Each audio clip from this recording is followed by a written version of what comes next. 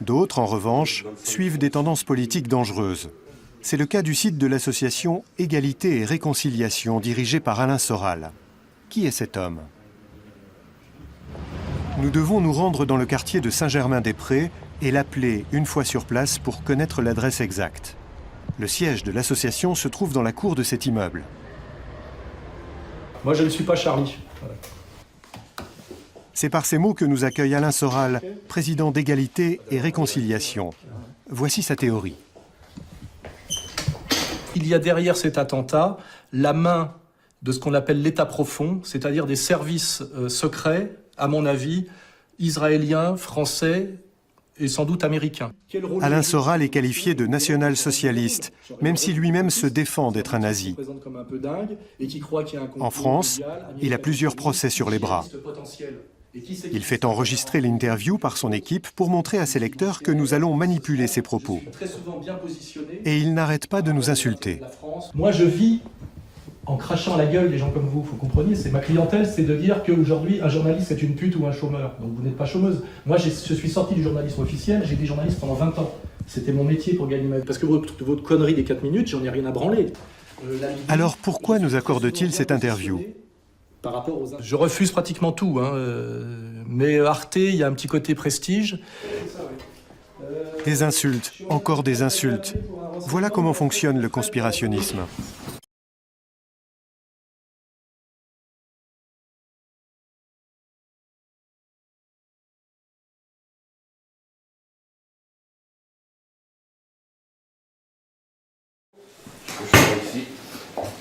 Bonjour. Bonjour. Enchanté. Bonjour.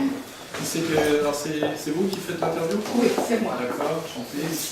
Alors nous, je vous préviens, on filme tout, toujours. Parce que comme je n'ai aucune confiance dans les médias, et qu'ils gardent toujours que ce qu'ils veulent, on filme toujours tout ce qui est filmé. Ah oui. Comme ça, nous, après, on peut avoir la version intégrale. Oui, c'est pas un problème pour nous. Très bien. Vous saviez que toujours on fait le montage alors. Oui, je sais bien, j'ai l'habitude. Mais comme souvent, ça correspond de très loin à ce que j'ai essayé de dire, souvent. C'est pour ça que moi je contrefilme, parce que j'aime bien avoir l'intégralité de l'échange. Comme ça, quand c'est diffusé, si je trouve que ça le mérite, je diffuse l'intégralité. Parce que c'est souvent dans l'intégralité de la discussion qu'il y a du contenu sérieux, quoi. Sinon, après, c'est... je ne veux pas vous faire injure, mais je ne pense pas qu'Arte soit là pour aider à la diffusion de la théorie du complot. Non. Déjà non. Donc vous gardez 4 minutes de l'échange. Hein, c'est ça? Et vous filmez plus de 4 minutes, je suppose? Non, pour tout le reportage, c'est 4 minutes. Alors on ne va pas seulement vous l'avouer. C'est ça. Nous avons aussi le problème de temps. D'accord. Non, mais... moi, de toute façon, voilà, j'ai pas le contrôle. Qu'est-ce que j'ai dans l'écran là? Si vous voulez qu'on ferme plus le rideau, si vous voulez... Non, le rideau, je vais le fermer. Ça, c'est... Vous l'avez dans le champ, ça? Ceci dit, c'est pas bien, ça. Et moi, j'ai un petit verre, j'ai mon portable. Voilà, Juste ça. un petit truc. Le Il y a un plateau bruit, de là? fruits, Il y a un bruit? Ouais, c'est le chauffe-eau, mais... Le Ça chauffe-eau? fait Le rien. plateau de fruits. Non, mais non. Ah, vous voulez... Oula, oui, ça peut des Non, fruits je- sur la... Je suis pas sûr que c'est une bonne idée. J'ai un On a un reflet sur le sur verre. la vitre. Ah, tu vois. d'accord. La table. Oui, un ananas plutôt, non? Amène l'ananas, tiens, c'est plus drôle. Ah, c'est bien l'ananas. Ouais, C'est l'ananas, parce que c'est un symbole de la résistance. Avant que ça va bientôt être interdit. Pourquoi l'ananas? Je vais donner. Je suis ananas. C'est un fruit pratiquement interdit. Maintenant, vous avez des problèmes avec la police quand vous achetez des ananas. Ils vous fouillent. Vous vivez pas en France, vous, hein? Non. Ah, On l'a Non, je plaisante pas tant que ça. Hein. mais quand tu veux, ça tourne. Monsieur Soral, vous étiez en train de me dire quelle est l'importance de votre site sur l'Internet. Oui, c'est la raison pour laquelle vous êtes là, j'espère. C'est que Égalité et Réconciliation est une association qui a un site de ce qu'on appelle de réinformation, qui est le premier site de réinformation de France, avec celui de Dieudonné maintenant, connaît le plus. On est autour de la 230e place, tous sites confondus en France. Réinformation. Réinformation, ça veut dire que on a constaté, moi je suis ancien journaliste professionnel, détenteur de la carte de presse pendant des années, Et on a constaté un effondrement de la qualité de l'information qu'on peut qualifier d'officielle. Et on s'est senti l'obligation citoyenne de fournir des informations qui nous semblent plus conformes à la réalité, tellement le niveau d'information de la presse, non seulement télévisée mais papier, s'est effondré, et notamment s'est effondré les médias de référence, qui étaient par exemple avant Le Monde, Libération, qui sont devenus vraiment des outils de propagande brutaux et grossiers. Et pourquoi vous nous donnez un interview alors? Parce que de temps en temps, il faut que... Je refuse pratiquement tout, hein. Mais Arte, il y a un petit côté prestige.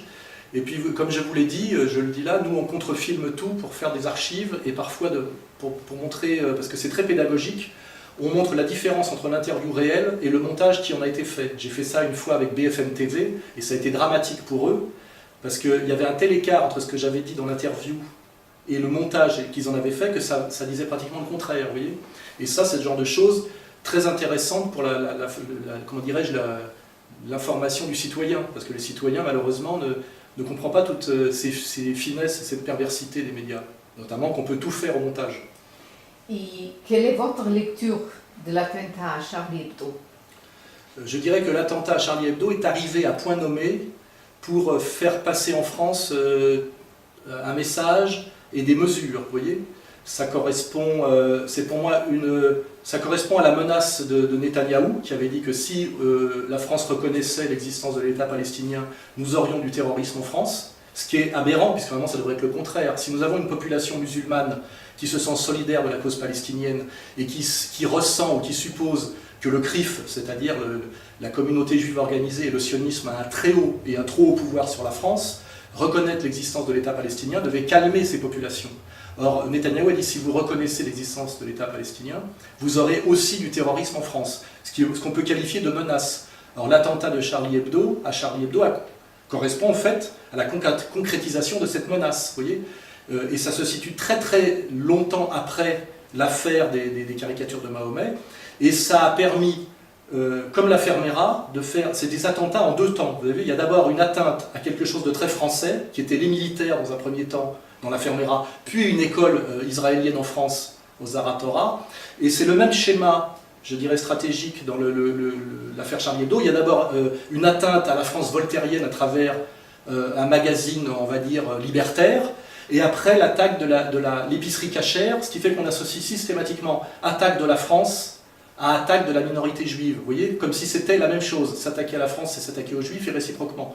C'est d'ailleurs le message. Et ça...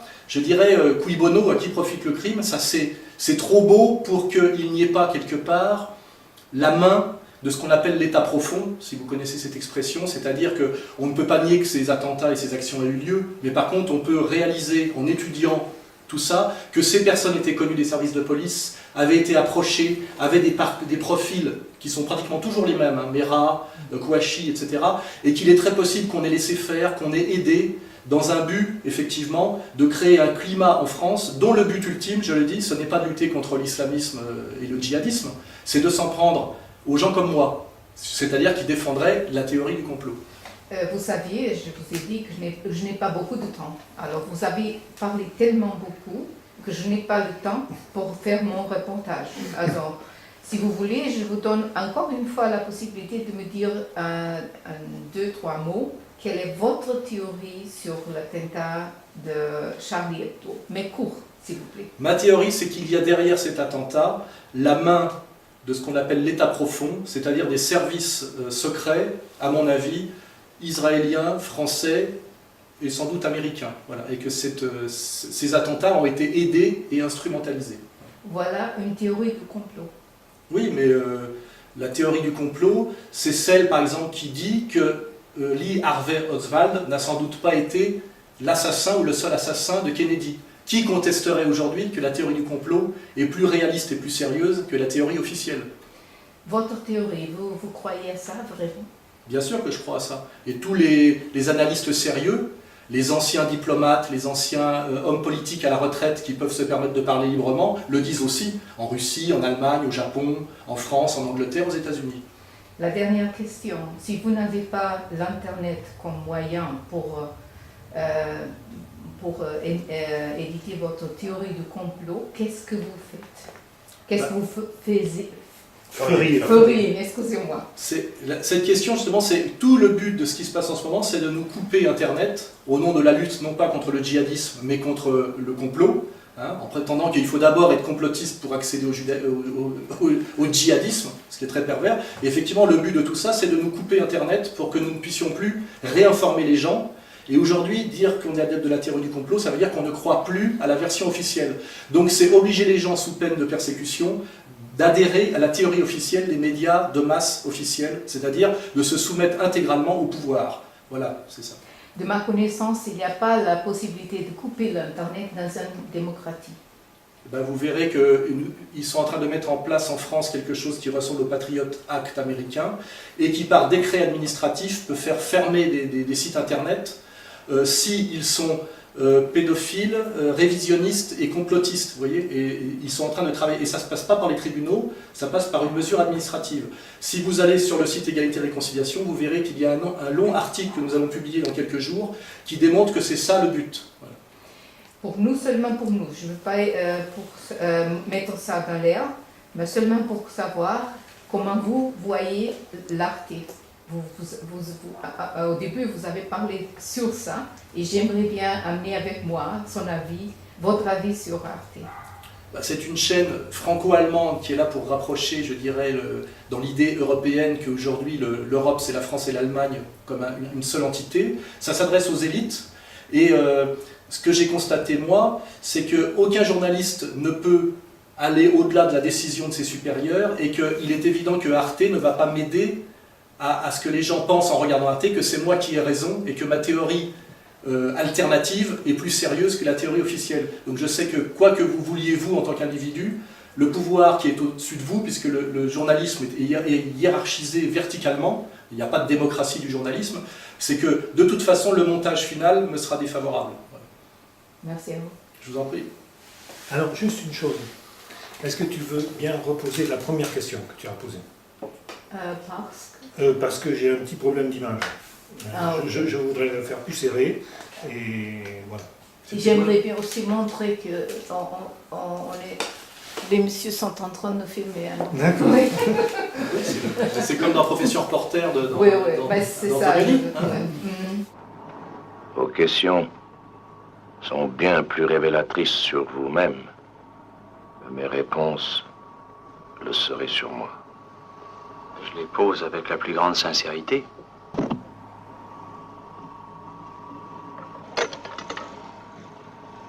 Maintenant, nous pouvons faire cette interview. C'est un très bon film là-dessus. Alors, Quand on retourne la caméra, c'est la panique. Qu'est-ce que je vous avais posé de questions comme la première? C'était sur quelle est l'importance de votre site. Non, c'était pas ça. La C'était toute première. C'était ça. C'était la première. Ah oui, c'était la toute première, c'était ça. Vous disiez que votre site internet, c'était ça. Ouais. Ah, d'accord. Bon, ok. Allez. On repose la question. Oui. Tu relances, c'est bon? Oui. Quelle est l'importance de votre site? Notre site, qui est un site de réinformation sur Internet, est classé 230e, je crois. C'est-à-dire qu'il a une très très grande audience. Nous avons 300 000 visiteurs uniques par jour. Donc c'est-à-dire que nous sommes au-dessus aujourd'hui de journaux papier comme Le Monde ou Libération, qui sont ce qu'on appelle les journaux de référence. Et donc nous produisons une contre-information qui est assez massivement suivie. Donc nous agaçons de ce point de vue-là le pouvoir, qui effectivement, dont la force est essentiellement la manipulation de l'information. Contre-information, c'était la seconde. Réinformation, contre-information. Contre-information. Mais ça, tu l'es. Oui, après, C'était bon. seulement la C'était première. la première question. Ok, Voilà. merci. Bon.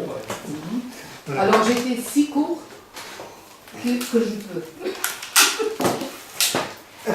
C'est pour ça que nous, on a nos petites... Allez, je vais faire un petit plan, un contre-plan.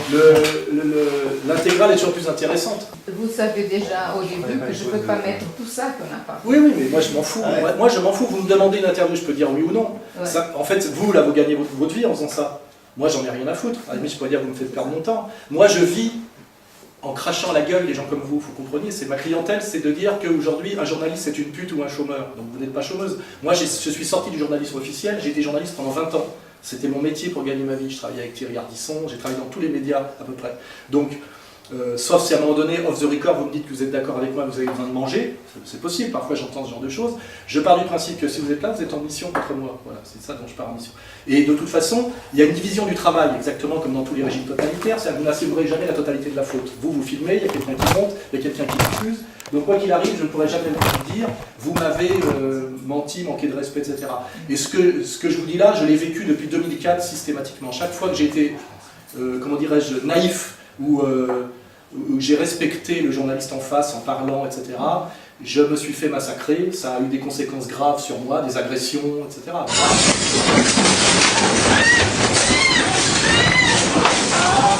Et ça m'a mis ma vie en danger, voilà, parce qu'ils mettent des voix off, ils coupent, ils m'associent à d'autres gens. Et l'idée, c'est effectivement de créer autour de moi un climat qui me fait perdre mon travail. C'est pour ça que si j'ai créé tout ce que j'ai créé, c'est parce que je ne peux plus travailler. Je suis sur des listes noires. Vous voyez, là, on n'est pas dans le macartisme, on est en France. Il y a des listes noires dans le journalisme, il y a des listes noires dans le cinéma, etc. etc. Et donc, voilà, je me doute bien que si vous venez me voir, c'est pas pour comment dirais-je, parce que vous voulez avoir une rédemption et d'un seul coup sauver votre âme par rapport à l'idée que vous faisiez du journalisme quand vous aviez 25 ans et que vous étiez d'extrême gauche ou Grunon. Vous voyez, je sais très bien que vous êtes là dans un dispositif pour me faire passer pour le méchant, le fou, etc. etc. parce que je ne suis pas plus bête que vous. Hein. Donc voilà, donc c'est pour ça que compte tenu de ça, je vous dis ce que je vous dis en ce moment, que vous n'allez pas garder, mais parce que moi je vais le garder. Vous voyez ? Parce que je suis tout sauf bête et que moi je fais du journalisme comme vous et je fais du média comme vous. Égalité, réconciliation. Qui d'ailleurs parfois fait plus d'audience qu'Arte. Mais ça, ce que vous me dites, qu'il n'y a pas rien de réconciliation. Si, mais moi je me réconcilie avec les gens contre lesquels le pouvoir essaye de nous monter. C'est-à-dire que moi je lutte en France contre la guerre civile. Aujourd'hui, vous voyez que les mêmes qui nous ont dit que l'immigration était une chance et que les jeunes de banlieue exprimaient leur liberté à travers le rap et le tag, aujourd'hui les mêmes, 15 ans, 10 ans après, nous disent que ce sont de dangereux djihadistes potentiels. Et qui c'est qui dit ça? Bernard-Henri Lévy, Finkielkraut, ce ne sont pas des catholiques de souche, vous voyez ce que je veux dire? Ce sont tous des militants sionistes extrémistes, vous voyez?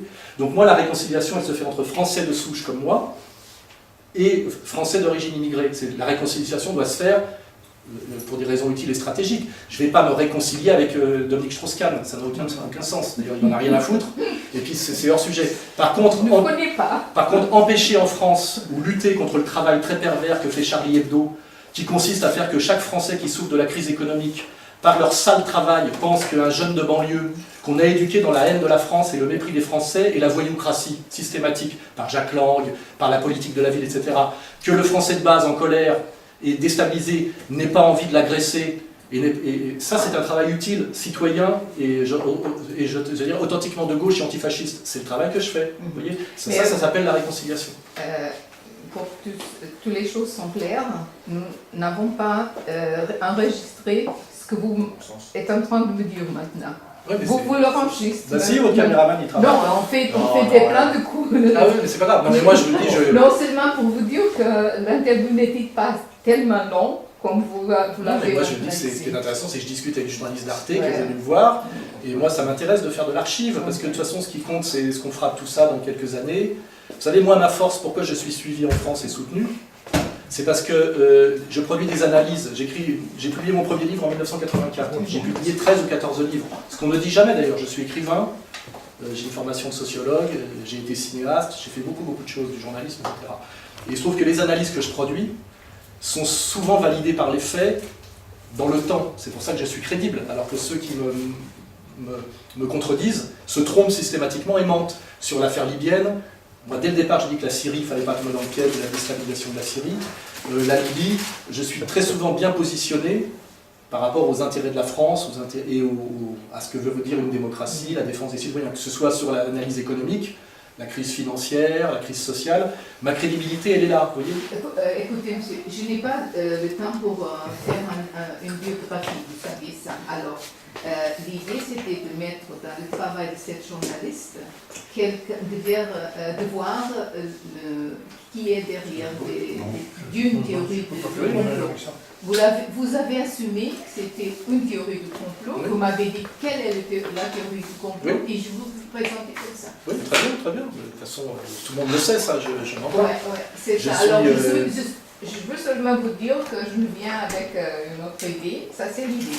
Ouais, mais moi je verrai après ce que donne l'émission. Et puis si vous voulez, à un moment donné, on se voit tous et puis on regarde l'émission telle qu'elle est diffusée, puis on dit quel est son message profond, quel rôle je joue dans cette émission, et vous verrez que j'aurai le mauvais rôle. J'aurai le rôle du complotiste, c'est-à-dire du type qu'on présente comme un peu dingue, et qui croit qu'il y a un complot mondial, américano-sioniste, et qui en fait ceci, cela. Je sais exactement comment ça va être fait, parce que si à un moment donné, le but du montage c'est de dire, finalement, est-ce que ce jeune homme, il y a longtemps que je suis pas jeune, est-ce que ce monsieur n'aurait pas raison? Est-ce que finalement tout ce qui se passe depuis quelques années ne lui donnerait pas raison? Comment on cache une crise économique dont sont responsables la finance de Wall Street derrière une crise ethnico-religieuse? Est-ce que finalement cette espèce de groupe qui s'appelle Daesh ne serait pas piloté en sous-main par les services américains, anglais et israéliens, comme le prouvent les captures que font l'armée régulière irakienne de certaines personnes qui les encadrent et qui sont des gradés israéliens? Ça vous le trouvez dans le journalisme russe, mais vous ne le trouvez pas en France et en Europe, donc il y a un filtrage. Pourquoi ce genre d'informations ne sortent-elles pas dans les médias français, etc. Après, on peut discuter ce que c'est que l'AFP, ce que c'est que Reuters, etc., qui finance, qui contrôle, qu'est-ce que ça fait passer comme idéologie. Pourquoi on parle de théorie du complot? Parce que c'est une expression qu'on ne définit pas. Elle est là pour faire peur. Vous voyez, la première fois qu'il y a eu de la théorie du complot, c'est sur quoi? Pearl Harbor. Après, il y a eu l'affaire du Liberty.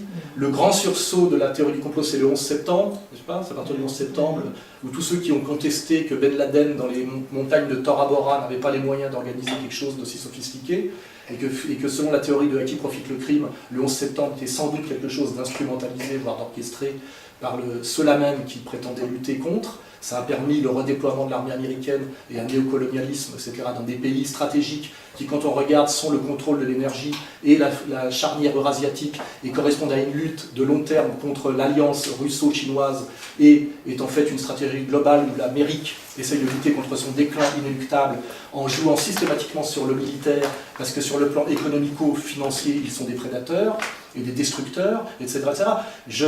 J'ai sorti il y a 3 ans un livre qui s'appelle Comprendre l'Empire, qui vient de passer les 100 000 exemplaires en France, qui est traduit en coréen, en russe, en anglais, en portugais, vous voyez? C'est-à-dire, oui, monsieur, mais voilà. Je fais seulement 4 minutes. Oui, mais bien sûr, bien sûr. Oui, ça c'est... Et je vous ai dit pourquoi je suis ici, Oui, vous saviez bien. Moi je vous dis comment quand j'accepte de discuter avec vous, je fais ce que je suis en train de faire en ce moment, parce qu'en ce moment je suis en train de parler avec vous parce que je filme. Ouais. Et je vois comment réagit une journaliste d'Arte par rapport à comment dirais-je, un discours qui n'est pas justement tenu, parce que votre connerie des 4 minutes, j'en ai rien à branler d'une certaine manière. Quand on m'invite à la télé, on ne m'y invite plus, et qu'on m'était avec 7 personnes, pour que je sois face à 7 personnes, c'est-à-dire que je ne peux rien dire, parce que en fait, je n'ai qu'un 7e du temps, alors que je représente la moitié en réalité dans l'alternative. Je sais très bien que c'est ce qu'on appelle de l'ingénierie sociale, c'est fait pour que je ne puisse rien dire de suffisamment construit, de suffisamment sérieux. Mais à la fin, vous dites beaucoup. Oui. Je crois. Non, je dis beaucoup parce que j'ai créé mon propre média. Moi, je fais des vidéos, des fois, qui durent 4 heures, 3 heures, etc. Ouais. Si on veut donner une explication crédible, cohérente et pas délirante de la réalité du monde telle qu'elle est, on ne peut pas le faire par des questions oui-non et des phrases courtes. Il faut comprendre le contexte géopolitique, historique, économique, social. Il faut aller rechercher des fois 20 ou 30 ans en arrière, le regroupement familial, la politique de la ville, la manière dont Mitterrand a détruit la gauche sociale et a inventé la gauche sociétale en se servant de Jack Lang, la montée du lobby homosexuel pour qu'aujourd'hui être de gauche soit résumé au droit de se faire enculer, ce qui est intéressant, puisque c'est ce qui arrive effectivement aux travailleurs, sur le plan symbolique. Et ça demande effectivement, ce que je fais en ce moment, c'est-à-dire un monologue assez long, et vous voyez, ça demande des livres, vous voyez, mais aujourd'hui, les gens qui consomment du média de masse, vous voyez très bien, si vous voulez, on s'amuse à regarder l'évolution du journal télévisé depuis 70 à aujourd'hui. Il n'a pratiquement plus de contenu de politique étrangère, ce n'est plus que des petits spots sur la consommation. La neige, pour savoir si on va au sport d'hiver, est-ce qu'on va pouvoir prendre des cafés en terrasse? Il y a des choses que vous dites que je suis complètement d'accord. Il y a des autres qui je ne suis pas d'accord. Mais pour parler sur ça, il n'y a pas un monologue, mais un dialogue. On doit faire un autre programme. Oui. Pas moi, je suis en train de faire mon programme. Ouais. Vous me dites, ça ne rentre pas dans le cadre de mon émission d'Arte. Je le sais très bien. C'est pour ça que là, j'ai ma caméra qui tourne. Okay. Parce que ça me permet, moi, le jour où on va diffuser le sujet, où j'aurai droit à mes 3 petites phrases, je crois au complot, c'est les services secrets israéliens, américains. D'ailleurs, vous pouvez mettre une voix off et même une musique, hein, j'ai l'habitude. Et la voix off qui fait, et voilà, l'éternelle théorie du complot, blablabla. Moi, après, quand j'ai ça, on le met sur le site et on met la contre-interview. Et c'est très intéressant. C'est le professeur reporter d'Antonioni. Et là, ça devient du vrai journalisme, que vous ne pouvez plus faire depuis très longtemps. Ok. Voilà. Sinon, Jacques Rosier, vous aimez bien? Parce que je vois que vous avez un coffret. Oui, Vous bien l'a- sûr. vous l'a offert. Oui, j'aime bien Jacques Rosier. Vous savez, moi je viens de... En fait, moi je viens de l'extrême gauche et j'ai continué à travailler, à réfléchir et à évoluer, à progresser. Mais je viens de l'extrême gauche de la fin des années 70, qui était très complotiste, hein, rappelez-vous, et qui avait raison de l'être, hein, sur la guerre du Vietnam, sur mai 68, sur l'infiltration des réseaux de gauche. Puis après, j'ai étudié l'Allemagne, j'ai étudié l'Italie, je corresponds, vous voyez, les années de plomb, Gladio, enfin, tout ce que je dis, c'est la réalité avec du recul. Je me suis intéressé aux travaux de Pasolini, à la mort de Pasolini, etc. Vous voyez, la théorie du complot. Et pourquoi Pasolini vous a intéressé? Parce qu'il a été très, très vite sur les critiques de ce qu'on appelle l'alliance libérale-libertaire, c'est-à-dire le gauchisme stupide au service du capital. Il était très intéressé sur la manière dont, et ce qu'avait compris d'ailleurs Adinolfi, c'est-à-dire la manière dont on envoyait l'extrême gauche et l'extrême droite italienne face à face pour qu'elles s'annulent, pour que la social-démocratie italienne sous pilotage américain continue à fonctionner. Et il a dénoncé ça à partir du début des années 70, et il en est mort en 75, parce qu'au lieu de maintenir ces fausses catégories, fascisme, antifascisme, gauche-droite, qui n'ont plus de valeur, il les a dénoncées de la gauche comme d'autres ont dénoncé de la droite, et il en est mort, je veux dire, d'une façon ou d'une autre. Quoi. Donc c'est intéressant de lire les écrits corsaires de Pasolini. Non, j'ai pas le temps parce que c'est un de mes cinéastes préférés. Là, il faut lire ses écrits politiques. Ah bah, moi, j'ai un truc qui est intéressant qui s'appelle Dialogue en public. Je sais pas si vous l'avez lu. Écrit corsaire, dialogue public, etc. Donc ça j'ai, mais alors écrit corsaire, non?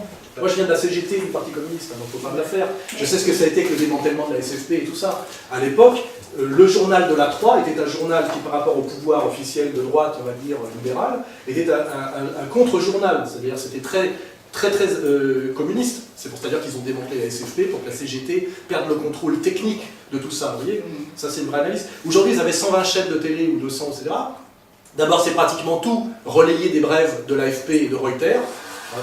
Tous les trucs que vous voyez, les médias électroniques, les médias papier, dès qu'ils sortent un sujet, un article, c'est pratiquement tout repris d'AFP. C'est-à-dire que des fois, vous avez 30 fois le même article.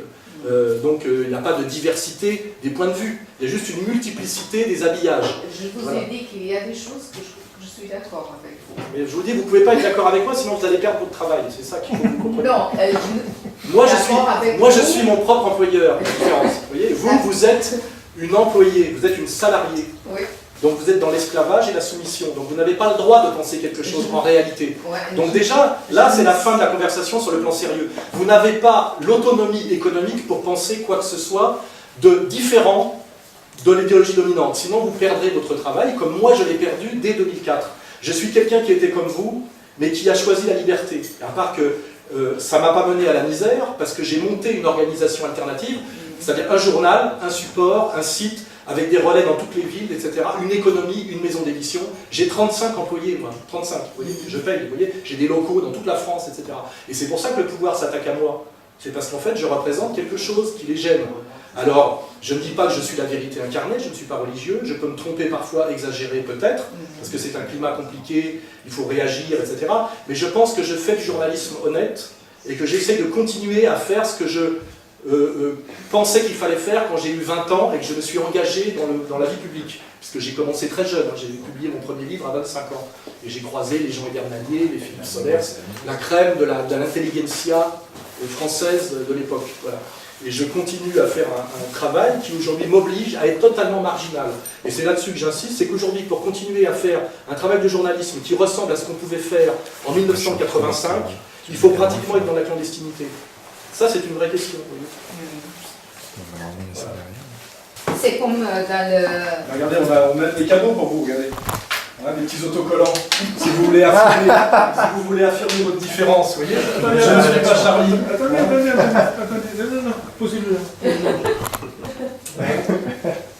Ça, vous voyez, c'est osez coller ça sur votre caméra Mais déjà. vous pouvez Osez coller ça sur votre matériel. Vous êtes convoqué par la hiérarchie. Hein, non, mais montrez-nous ça. Hein, je dis, osez simplement coller ça sur votre matériel pour rigoler, parce que on n'est pas obligé d'être Charlie. Hein. C'est quand même. Vous avez envie de défiler derrière Netanyahou, vous?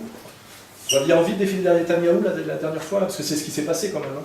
On a vu tous les chefs d'État de l'atlantisme qui ont du sang plein les mains, faire croire qu'ils défilaient devant les gens. Vous avez vu qu'ils défilaient même pas avec les gens, hein. C'était une manif séparée. C'était un montage et un mensonge des journalistes, dont d'ailleurs, j'ai pas vu qu'Arte ait montré la vraie photo. Et ça consistait à défiler derrière Netanyahou, le boucher de Gaza. Vous êtes fiers de ça? Voilà. Moi, je ne suis pas Charlie. Merci. Ok? Voilà.